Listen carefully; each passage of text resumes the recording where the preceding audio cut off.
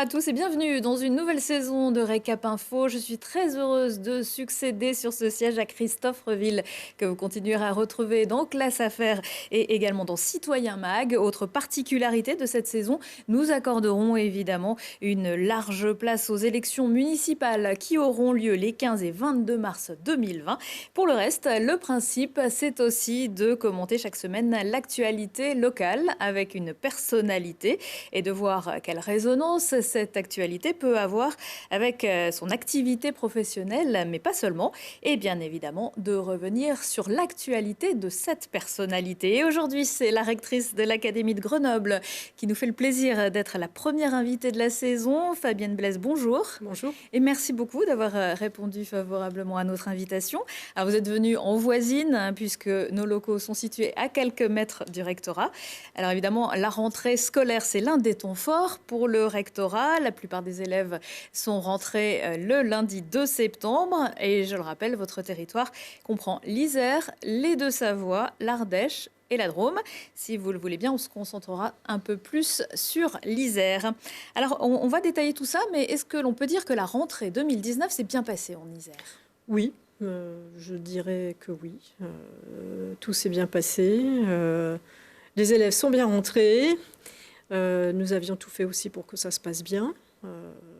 Je pense qu'on va y revenir, mais on a vraiment regardé toutes les classes avec un œil très attentif. Enfin, ce qui caractérise notre travail, c'est l'attention à ce que tout soit fait de manière équitable, puisque nous avons des territoires qui sont assez hétérogènes.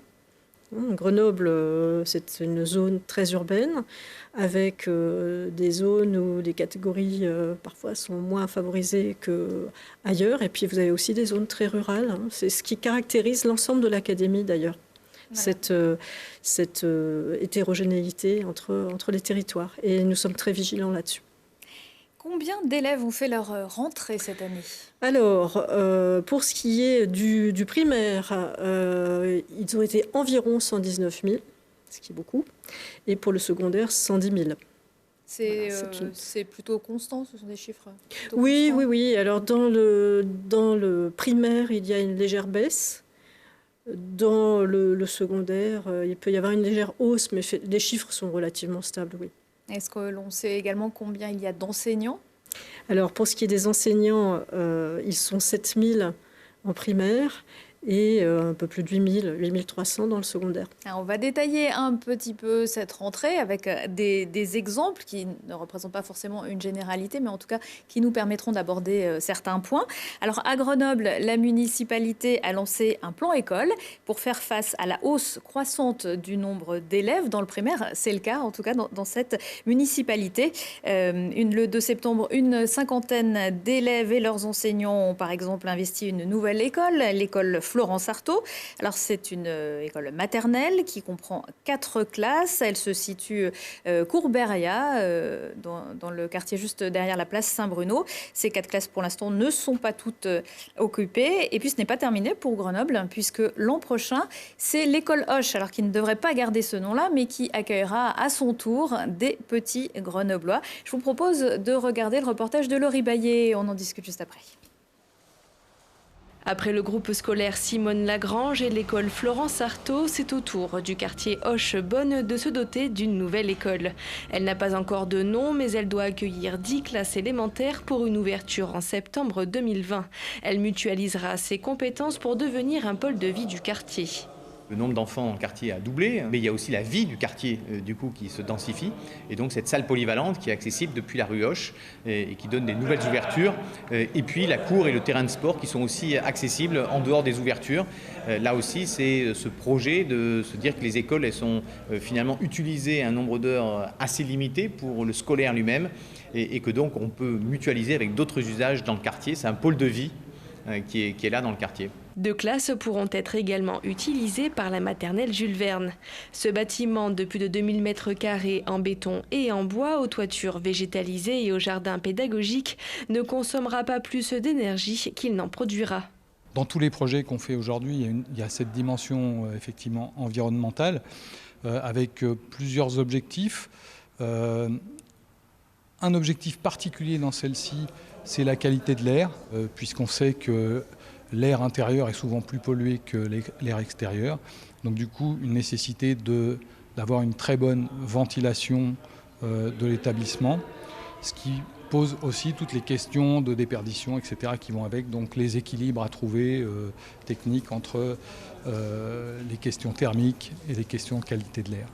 Les élèves de l'école Lucie Aubrac ont participé au choix du nom de cette nouvelle école. Germaine Tillion, Marianne Cohn, le nom sera délibéré au conseil municipal de septembre. Alors Fabienne Blaise, est-ce que l'État vient en soutien, aide pour ces constructions d'écoles? Alors le bâti est de la responsabilité de la commune, des collectivités. Pour les collèges, par exemple, ce sont les conseils départementaux qui s'en occupent. Par contre, les enseignants sont fournis, si je puis dire, par l'État. Voilà, c'est du ressort de l'Éducation nationale. Alors, la direction académique des services de l'Éducation nationale de l'Isère a communiqué il y a quelques jours les derniers ajustements en matière d'ouverture et de fermeture de classes, donc pour les écoles maternelles et primaires. Chaque année, évidemment, il y a ceux qui sont satisfaits, ceux qui le sont un peu moins. Alors, certains parents, c'est juste un exemple, mais comme à Cré, en Beldonne, multiplient les actions médiatiques, on va dire, comme de faire rentrer des moutons dans leur école. C'est anecdotique, mais leur logique, c'est de dire que d'un côté, on a le discours du ministère qui dit qu'il va mettre moins d'élèves dans les classes pour un meilleur enseignement, et de l'autre côté, leur réalité avec, explique-t-il, 27, 28, 29 plus d'élèves par classe. Alors, comme je le disais tout à l'heure, ce qui nous importe, c'est vraiment l'équité. Donc, la situation de chaque école est regardée de manière extrêmement attentive. Il y a eu des ouvertures de classes dans les secteurs les plus tendus. Et vraiment, j'insiste sur le fait qu'on ne travaille pas sur le principe de la politique de guichet, mais vraiment en fonction des besoins des élèves. C'est quelque chose qui nous importe beaucoup. Alors, il y a eu les dédoublements en éducation prioritaire. Tout ça, c'est fait. Maintenant, 100% des CP, CE1. Bon, voilà. Et je le répète, notre souci, c'est que les élèves puissent avancer tous avec les mêmes chances. On ne va pas s'amuser à léser les uns pour faire plaisir aux autres. Tout cela est examiné avec la plus grande équité. Donc, par exemple, le jour de la rentrée, on vérifie quels sont les... Voilà, ça se passe comment? On compte. On compte. On compte. Et donc, la direction académique, en fonction des besoins, ajuste. D'accord. Donc, il y a eu, par exemple, une ouverture de classe à Pont-de-Clé, je crois, et ce n'est pas la seule. Et donc, non, il y en a eu une dizaine. Voilà. Et Cré-en-Beldonne n'a pas eu son ouverture de classe. On verra s'il y a d'autres ajustements dans le futur. Alors, il y a quelques jours également, des personnels accompagnants d'élèves en difficulté, on les appelle les AVS ou les AESH, ont manifesté sous les fenêtres du rectorat, sous vos fenêtres, Fabienne Blaise. Ils sont quelques-uns à expliquer qu'ils n'avaient pas, au jour de la rentrée, signé leur contrat. On les écoute et je vous propose de réagir juste après. Depuis la fin de l'année scolaire 2018-2019, nous n'avons aucune nouvelle en ce qui concerne nos nouveaux contrats, aucun renouvellement. Nous n'avons aucune affectation à ce jour. Les enfants restent donc sans accompagnant depuis la rentrée. Nous n'avons pas de contrat non plus de travail. Moi, je devais rester sur les deux écoles que j'avais l'année dernière. Et aujourd'hui, non. On m'a encore changé d'école. Je ne sais pas du tout avec quel enfant. Et donc les deux enfants que j'avais l'année dernière m'attendent encore aujourd'hui. Selon les interlocuteurs que l'on a, on n'a pas les mêmes réponses, personne ne sait. Donc nous, on est complètement perdus. Et chaque année, ça se dégrade. Mais alors cette année, voilà. C'est la première fois qu'on rentre sans affectation, sans avoir signé de contrat et tout. Et voilà, on se sent méprisé, on n'a aucune communication. On ne reçoit pas de courrier qui nous explique qu'il y a des modifications. On ne reçoit, voilà. Pour l'instant, on attend.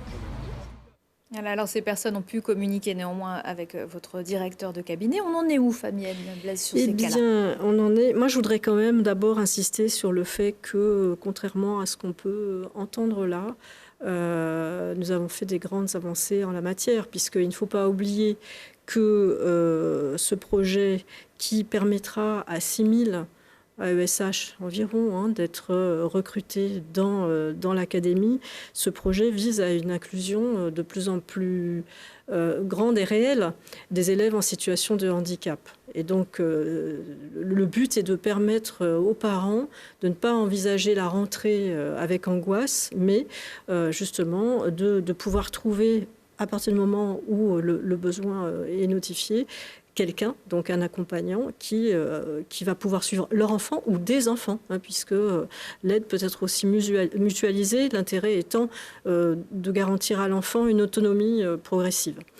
En l'occurrence, oui, il y a des contrats, mais qui sont vraiment en très petite quantité, qui n'ont pas été signés.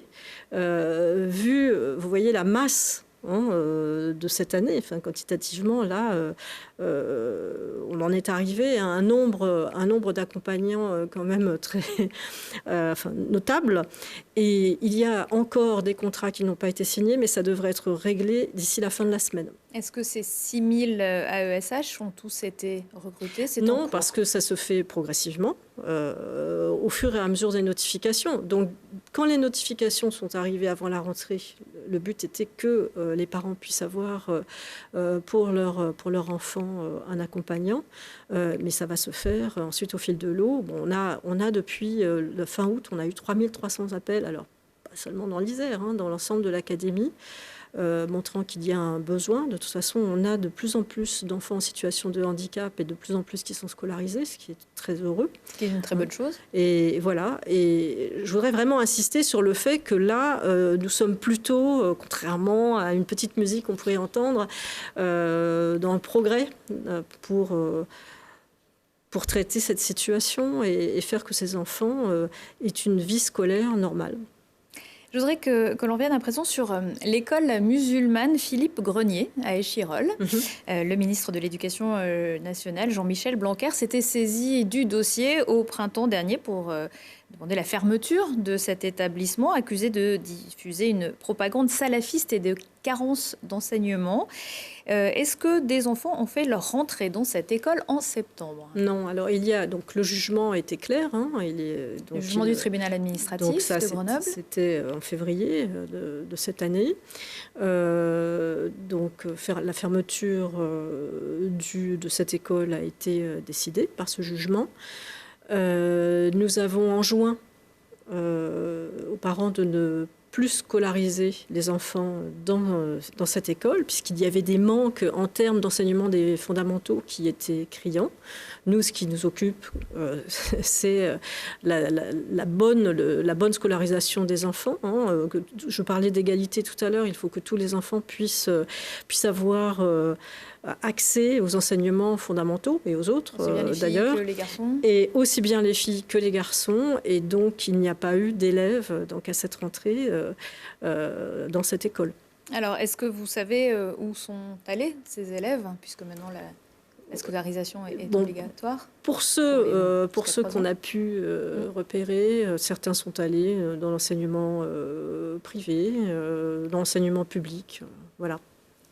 De toute façon, je pense que cette affaire n'est pas terminée et qu'on y reviendra sans doute dans le courant de l'année. On peut parler à présent, comme vous l'avez évoqué tout à l'heure, des classes dédoublées en CP et en CE1 dans les réseaux d'éducation prioritaire. Donc, il s'agit d'avoir des classes à 12 élèves pour un meilleur apprentissage. Et cette année, vous le disiez, ça concerne toutes les classes des réseaux d'éducation prioritaire. Il y a eu une première vague. Voilà. Est-ce que l'on peut faire un bilan déjà? 100% donc de dédoublement. Pour les grandes sections, c'est en cours aussi, donc en éducation prioritaire. Donc il y aura dédoublement des classes en grande section. En grande section de maternelle? En grande section de maternelle, donc ça c'est en cours. Et voilà, c'est très positif puisqu'on voit les enseignants de CE2 voient déjà les résultats pour les élèves qui viennent de ces classes. Et voilà, on ne peut que se réjouir du fait que des moyens aient été donnés pour que ces élèves puissent eux aussi avancer de manière tout à fait satisfaisante. Alors, le président de la République souhaitait que, hors éducation prioritaire, les grandes sections, le CP et le CE1 soient ramenés à des classes de 24 élèves. Alors c'est déjà le cas dans un certain nombre de classes, mais là encore on y travaille. Donc ça avance bien, l'horizon étant d'arriver là aussi à du 100% en 2022. Oui, parce qu'alors justement, il y a des écoles qui se trouvent dans des quartiers difficiles, qui ne sont pas en réseau d'éducation prioritaire, puisque, si j'ai bien compris, c'est le collège qui détermine le réseau d'éducation prioritaire. Il faut qu'on soit dans une zone dont dépend... C'est ça. Voilà, l'école dépend d'un collège. Et voilà, pour être en réseau d'éducation prioritaire. Ça fait grincer pas mal de dents, on en parle souvent. Est-ce qu'il pourrait être question de changer ce zonage ? Alors... Bon, ça m'est impossible de répondre à cette question pour le moment, mais alors ces écoles qu'on appelle tristement orphelines, puisqu'elles ne dépendent pas d'un collège, nous y veillons aussi. Et dans les cas qui concernent Grenoble, nous avons donné des moyens supplémentaires pour qu'elles puissent avoir, là encore, des conditions de travail, de scolarisation qui soient satisfaisantes. Donc, comme je le disais tout à l'heure, nous travaillons vraiment au cas par cas, c'est de la dentelle. Vraiment, moi, je suis très reconnaissante aux directions académiques, à nos services pour le travail qui est fait, qui est vraiment fait pour que les élèves aient toutes les conditions pour réussir. Et là, donc, dans ce cas des écoles orphelines, nous avons mis des moyens. Parce qu'on est bien conscient qu'il y a un problème pour ces écoles-là, donc ces petites écoles orphelines. Il y a quelques jours, on a appris que certains quartiers de Grenoble et d'Échirolles bénéficiaient du dispositif Cité éducative. Je crois qu'il y en a 80 en France. Qu'est-ce que ça signifie ?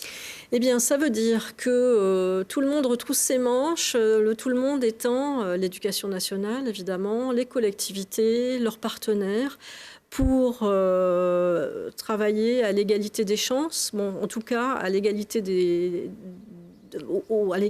droits à une formation, une attention qui soit égale à d'autres élèves plus favorisés. Et donc on est très content parce que ce projet donc, qui concerne les villes neuves donc, de Grenoble et d'Échirolles, ce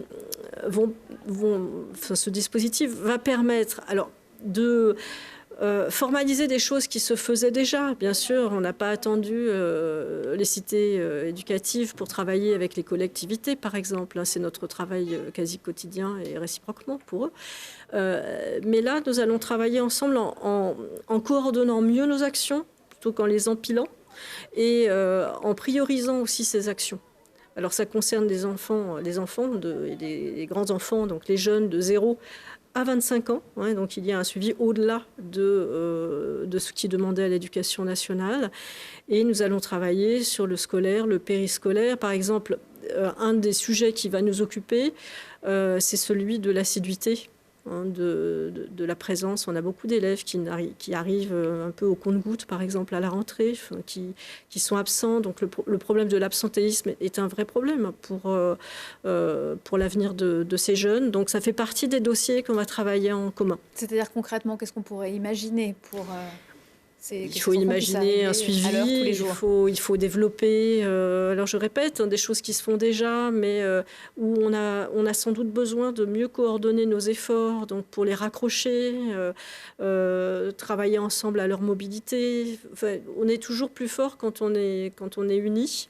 Et donc toutes les actions plus ou moins grandes que nous faisons chacun de notre côté, je le répète aussi avec nos partenaires, on peut vraiment les mettre sur la table et voir comment on pourrait faire pour qu'elles aient encore plus d'efficacité. Vos partenaires, ce sont les collectivités ? C'est ça, et puis les associations, les autres services de l'État aussi, qui travaillent sur la petite enfance. Voilà, c'est un problème. Le problème du décrochage, par exemple, des élèves est un problème majeur. Il faut vraiment pouvoir leur faire comprendre que leur intérêt est à l'école et pas sous certains porches. Est-ce que ça a déjà commencé ? Vous avez déjà eu des entretiens ? Est-ce qu'il y a des mesures financières peut-être qui ont déjà été établies ? On attendait la labellisation. Donc le travail s'est fait en commun sur le projet. Oui, il a fallu Donc présenter un dossier. Ces discussions-là ont eu lieu bien en amont.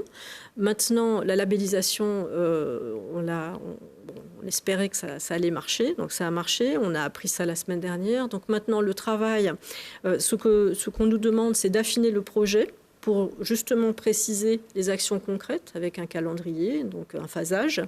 Et tout ça va être fait d'ici au mois de décembre. Et les choses vont démarrer très concrètement à partir de janvier. Alors, parmi les nouvelles mesures de la rentrée également annoncées par le ministre de l'Éducation nationale, un intérêt certain pour l'environnement et la mise en place d'éco-délégués. Qui sont ces éco-délégués? Qu'est-ce qu'ils vont faire?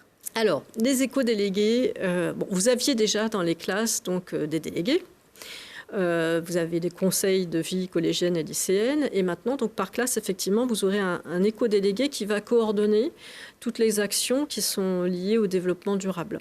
Donc, ça permet d'identifier une personne à qui les élèves, qui ont plein de projets, hein, il faut bien le dire, pourront s'adresser pour voir avec elle ou avec lui comment faire pour avancer sur ce projet, en lien, en tout cas on peut l'espérer, avec les conseils de vie collégienne et les conseils de vie lycéenne. Alors l'Académie de Grenoble est en avance, elle est en avance sur beaucoup de choses, hein, je dois le dire, c'est une très très belle académie. Moi je suis très heureuse d'y être depuis maintenant un peu plus d'un an et demi. En cette matière, on est aussi très en avance ici, puisque l'Académie travaille à une labellisation des établissements depuis une quinzaine d'années. Donc il y a plus de 100 établissements qui sont déjà labellisés, avec des niveaux de labellisation, il y a 3 niveaux, de plus en plus exigeants. Les élèves s'y impliquent énormément. Le conseil académique de vie lycéenne fait partie des conseils qui ont fait des propositions qui ont été remontées au national et qui ont été acceptées au niveau national.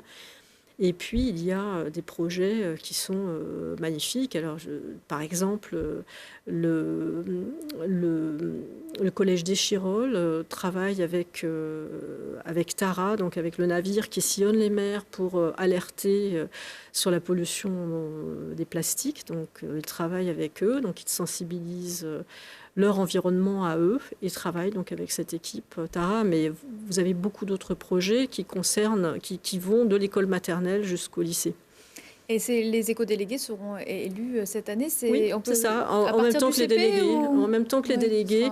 Au collège et au lycée. Au collège et au lycée. Alors, vous le disiez, l'Isère est en pointe, mais pas seulement. En même tous les jeunes, enfin une grande partie des jeunes, on voit que la jeunesse se mobilise pour le climat, pour l'environnement. Ils sont nombreux à participer au vendredi pour le climat, même si ça veut dire ne pas aller à l'école ce jour-là, à suivre les actions de Greta Thunberg. Est-ce qu'il faut vraiment il faut que l'éducation nationale prenne encore plus la place sur cette question? Oui, alors ça va se faire d'ailleurs. Donc il y a des mesures que le ministre donc, a définies. Une des mesures importantes sera que l'éducation au développement durable sera introduite dans tous les programmes. Ce qui est très important. Et cette conscience-là, on doit, je pense que les adultes, là, ont beaucoup à apprendre des jeunes, qui sont évidemment les premiers concernés, parce qu'ils pensent à leur avenir. Et comme nous sommes là pour les accompagner, pour qu'ils aient un avenir meilleur, je pense qu'on a pas mal de leçons à recevoir d'eux sur ce projet, et à les rendre vraiment acteurs sur cette question, comme sur d'autres d'ailleurs. Alors, ce qui peut amener une autre question, l'éducation prenne en charge peut-être, alors en même temps les enfants se débrouillent très bien tout seuls, mais cette question presque de l'environnement, mais c'est vrai qu'on demande de plus en plus de choses à l'école aujourd'hui. Est-ce qu'on lui en demande trop ? J'allais dire, on n'en demande jamais assez, mais c'est vrai qu'il y a un moment où il faut pouvoir s'arrêter. Mais je crois que tout le monde a compris que l'école n'est plus là seulement pour dispenser du savoir. D'abord, elle se demande ce que ça veut dire que dispenser du savoir. À quoi ça sert ? de donner des leçons français, maths, histoire géo, etc. Enfin, bon, c'est important d'expliquer tout ça aussi. Et donc, déjà, il faut que les enseignants soient conscients, et ils le sont de plus en plus, que, d'accord, ils doivent délivrer du savoir, mais ils doivent aussi apprendre la manière dont ils doivent le délivrer à des élèves qui ne sont plus les élèves que moi j'étais, par exemple, dans mon vieux temps. Donc, il y a, pour prendre l'exemple des fondamentaux, les fondamentaux, c'est quoi? C'est lire, écrire, compter et respecter autrui. Donc, on voit là que l'école doit contribuer, avec les parents bien sûr, à apprendre aux enfants à respecter les autres, à se respecter aussi eux-mêmes d'ailleurs. Et on a un rôle de plus en plus important en termes de coéducation. Et ce rôle-là... alors vous me demandez si on en demande trop. Enfin, je reviens à ce que je disais tout à l'heure. Il faut vraiment qu'on se demande ce que c'est qu'apprendre. Et on est donc obligé d'aller au-delà du simple cours frontal, comme on dit maintenant, pour responsabiliser les enfants. Alors, on ne doit surtout pas se substituer à la famille. Là, on nous en demanderait beaucoup, et trop. Je dirais trop, mais nous sommes tous conscients qu'on doit former des citoyens, et donc ça veut dire qu'on doit aller au-delà de la simple transmission de savoir. On doit aussi transmettre des valeurs, en tout cas contribuer à les transmettre. Alors, les enseignants forment des citoyens. Qui forme les enseignants? Est-ce qu'ils sont bien formés pour la réalité sur ce terrain qui a tant changé? On n'est jamais assez bien formé parce que les choses évoluent, les enfants évoluent, les savoirs évoluent, les questions évoluent. Le développement durable, je parlais de mon vieux temps tout à l'heure. Développement durable, c'était quelque chose dont on ne savait même pas ce que ça voulait dire à mon époque. On n'en parlait pas. Enfin, c'était pas un sujet. Donc, la formation doit toujours évoluer. Là, donc maintenant, les SP vont se transformer en INSP. Il n'y a pas juste un changement d'acronyme. L'idée est d'abord d'avoir, là encore, des fondamentaux pour les enseignants qui soient nationaux. C'est-à-dire qu'il y aura une grande partie de la maquette d'enseignement qui sera nationale, donc la même pour tous les INSP, avec une partie donc, qui sera consacrée aux enseignements liés aux spécificités de chaque académie, des territoires. Donc oui, de cette manière, ça va évoluer. Cette formation se fera aussi en 3 ans. Elle se fera à partir de quand? Alors, elle se fera à partir, donc vous allez entrer en master, donc première, deuxième année de master. Ça va continuer sur la 3e année, une fois que vous serez titularisé. Vous avez en amont donc, les propositions de pré-professionnalisation, donc, qui peuvent concerner des élèves qui sont en 2e année de licence, donc qui pourront devenir de futurs enseignants à partir de ce moment-là, et donc être en observation dès cette 2e année de licence. Et puis, ça, c'est une évolution importante aussi. La formation continue va devenir obligatoire. Alors, il y avait beaucoup d'enseignants. Là encore, quand on regarde ce qui se passe à Grenoble, on est très content parce qu'on va beaucoup d'enseignants se former continuellement. Mais cette formation continue, maintenant, sera obligatoire. La question de la formation des enseignants et puis peut-être aussi, pour travailler sur ce nouveau terrain, la question de la rémunération. On a vu la création après les Gilets jaunes des stylos rouges, et voilà, qui sont également allés manifester sous vos fenêtres. Est-ce que là aussi, il y a un effort de la part de l'Éducation nationale? Alors, l'éducation va faire un effort. Il y a déjà un gros effort qui a été fait en éducation prioritaire.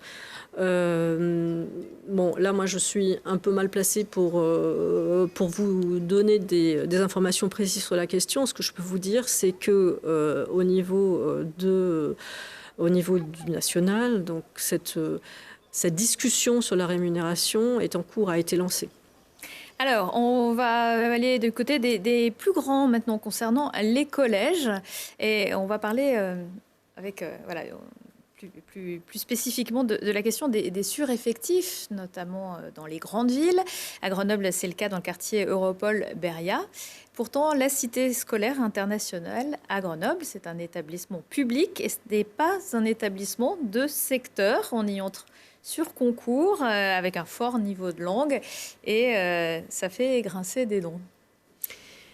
Alors, ça fait grincer des dents sans doute partout, puisque c'est comme ça que ça se passe partout en France.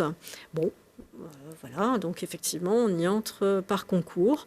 Mais là encore, dans l'Académie de Grenoble, il se passe toujours quelque chose. Et il y a un dispositif qui s'appelle... alors, ce sont des dispositifs d'enseignement bilingue. Alors, c'est assez moche comme titre, hein, parité horaire, c'est-à-dire que dès les petites classes, dès la maternelle, on apprend aux enfants... alors, il n'y a pas un cours d'anglais, alors ça concerne l'anglais, l'allemand et l'italien. Des cours sont donnés, enfin des moments de la classe sont donnés en allemand, en anglais ou en italien, selon le choix qui a été fait dans ces écoles. Et ça, c'est un dispositif qu'on peut placer à côté des classes internationales. Je voudrais insister sur le fait que ces classes donc, bilingues ont été installées dans des écoles qui n'étaient pas donc avec des catégories sociales plutôt défavorisées. Et moi, donc, j'ai découvert ce dispositif que je ne connaissais pas avant d'arriver ici. Mon but, c'est d'assurer que les petits qui bénéficient de ce magnifique dispositif puissent continuer à le poursuivre en collège et en lycée. Et voilà, et le but est de leur permettre d'avoir, donc dans des secteurs, je le répète, qui ne sont pas forcément les secteurs les plus favorisés, d'avoir la chance de pouvoir continuer à suivre ces cours bilingues. Donc c'est 50% hein, quand même des cours qui sont délivrés en langue étrangère. Alors on va maintenant passer au lycée. La réforme ne s'est pas faite sans heurts, avec de nombreuses manifestations l'année dernière. Est-ce que vous comprenez que cette réforme ait autant fait réagir ? Oui et non. Alors oui, parce que c'était une réforme profonde. On a cassé les sections qui existaient toujours de mon vieux temps.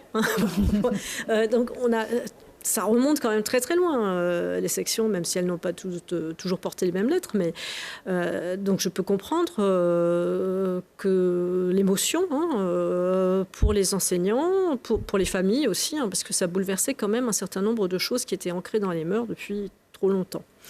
Non, parce que il y a là vraiment un progrès. C'est-à-dire qu'on a cassé ces filières, on mettait les élèves dans des tubes.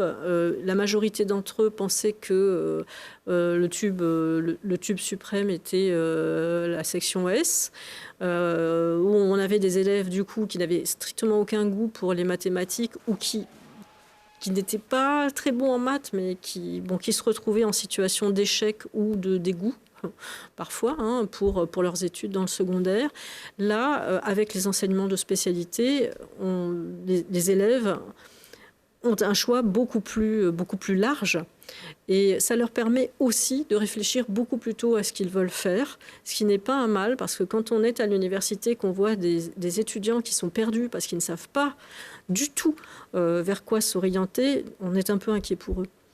Finalement, cette rentrée s'est bien passée de ce point de vue-là ? Oui.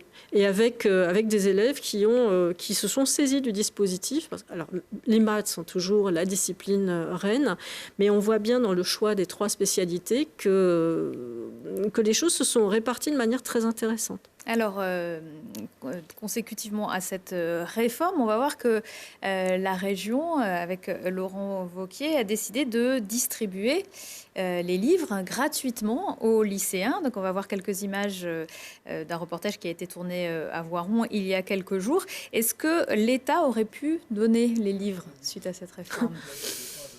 Vous me demandiez tout à l'heure, si on ne faisait pas trop. On ne peut pas tout faire. Et c'est une très bonne chose que les collectivités, donc le lycée est de la compétence des collectivités, que la région décide à un moment de réforme de s'engager dans cette action. C'est quelque chose dont on peut se féliciter. Là aussi, il faut travailler ensemble. Alors, on se trouve, donc c'est le lycée Ferdinand Buisson à Voiron, un lycée qui prépare également vers la voie professionnelle. Et à la rentrée 2019, il y a eu également un gros changement de ce côté-là. Sur la voie professionnelle. Sur la voie professionnelle, oui, alors il y a donc le vœu du ministre, et on ne peut que s'en réjouir, et de valoriser la voie professionnelle. On a là des débouchés pour les jeunes, alors qui ne sont pas infinis, mais qui sont nombreux.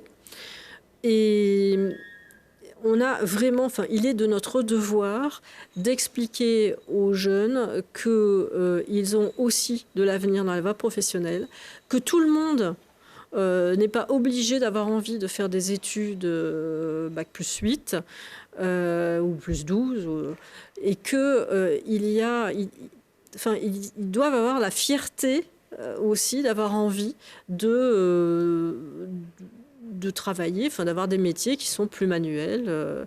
Voilà. Et donc, ça élargit leur vision de leur possible.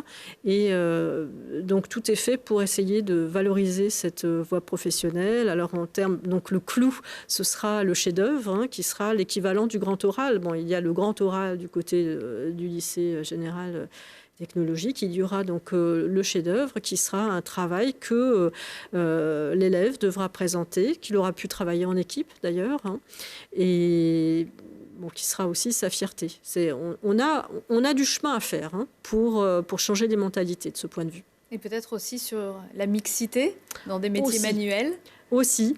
Donc ça vient très doucement. Les filles qu'on rencontre sont très très motivées. Elles sont très motivées, c'est ce qu'elles voulaient faire. Et donc là, là aussi, on peut être très très optimiste. Mais évidemment, pour le moment, sauf dans certains secteurs plus administratifs, c'est vrai qu'on a plutôt une majorité de garçons. Et on va terminer par les études supérieures. Un petit point sur Parcoursup, si vous le voulez bien. Est-ce que tout le monde a maintenant une formation ? Alors, sur Parcoursup, alors évidemment, on n'a que 2 ans d'expérience, mais c'était mieux encore que l'année dernière où dans l'académie, on avait quand même eu très peu de problèmes. Nous avons un peu plus de 800 saisies, donc saisines pour la commission d'accès à l'enseignement supérieur. Toutes sont en cours de traitement, vraiment. Et là, je voudrais insister sur le fait qu'avec Parcoursup, c'est la première fois que les situations des élèves, donc futurs étudiants, ces situations sont traitées cas par cas, individuellement. On fait du phoning, du mailing. Ils ont quelqu'un au bout du fil. Et je suis à peu près sûre que c'est ça qui